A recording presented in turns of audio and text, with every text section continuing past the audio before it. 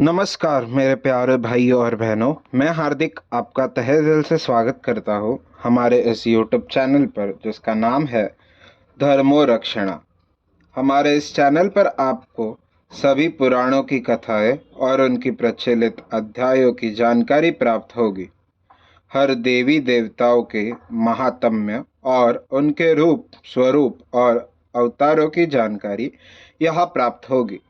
आशा करते हैं कि हमें आपका सकारात्मक प्रतिसाद मिलता रहेगा। हर हर महादेव। सिद्धेश्वर संहिता 9वां अध्याय। लिंग पूजन का महत्व।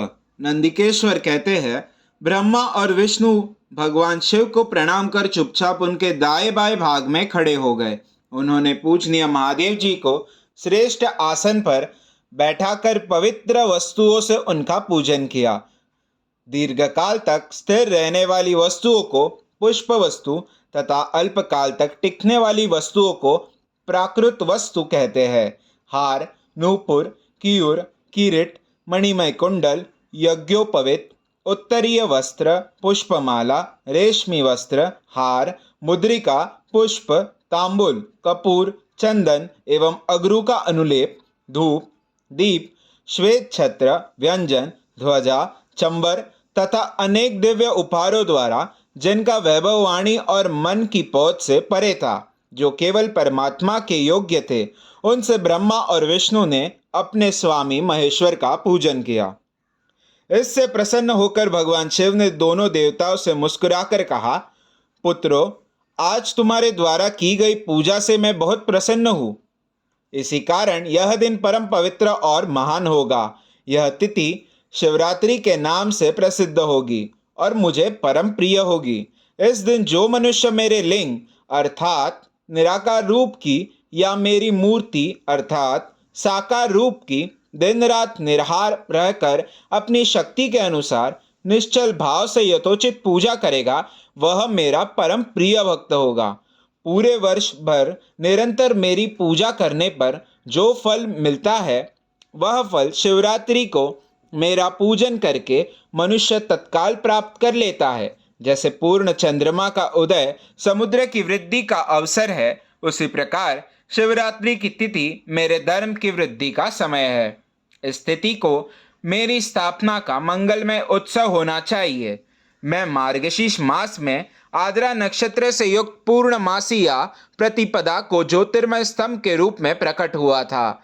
इस दिन जो भी मनुष्य पार्वती सहित मेरा दर्शन करता है अथवा मेरी मूर्ति या लिंग की झांकी निकालता है, वह मेरे लिए कार्तिकेय से भी अधिक प्रिय है। इस शुभ दिन मेरे दर्शन मात्र से पूरा फल प्राप्त होता है। यदि दर्शन के साथ मेरा पूजन भी किया जाए तो इतना अधिक फल प्राप्त होता है कि वाणी द्वारा उसका वर्णन नहीं किया जा सकता।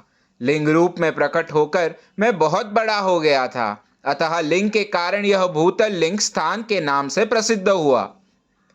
जगत के लोग इसका दर्शन और पूजन कर सके, इसके लिए यह अनादि और अनंत ज्योति स्तंभ अथवा ज्योतिर्मय लिंग अत्यंत छोटा हो जाएगा। यह लिंग सब प्रकार के भोग सुलभ कराने वाला तथा भोग और मोक्ष का एकमात्र साधन है। इसका दर्शन, स्पर्श और ध्यान प्राणियों को जन्म और मृत्यु के कष्ट से छुड़ाने वाला है। शिवलिंग के यहाँ प्रकट होने के कारण यह स्थान अरुणाचल नाम से प्रसिद्ध होगा तथा यहाँ बड़े बड़े तीर्थ प्रकट होंगे। इस स्थान पर रहने या मरने से जीवों को मोक्ष प्राप्त होगा।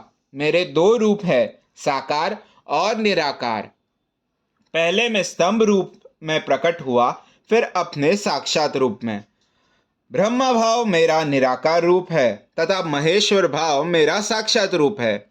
ये दोनों मेरे ही सिद्ध रूप है। मैं ही परब्रह्म परमात्मा हूँ। जीवों पर अनुग्रह करना मेरा कार्य है। मैं जगत की वृद्धि करने वाला होने के कारण ब्रह्म कहलाता हूँ। सर्वत्र स्थित होने के कारण मैं ही सबकी आत्मा हूँ। सर्ग से लेकर अनुग्रह तक जो जगत संबंधी 5 कृत्य है, वे सदा ही मेरे हैं।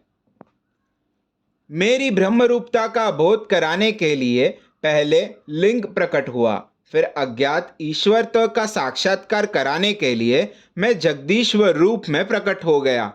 मेरा सकल रूप मेरे ईशत्व का और निष्कल रूप मेरे ब्रह्म स्वरूप का बोध कराता है। मेरा लिंग मेरा स्वरूप है और मेरे सामीप्य की प्राप्ति कराने वाला है।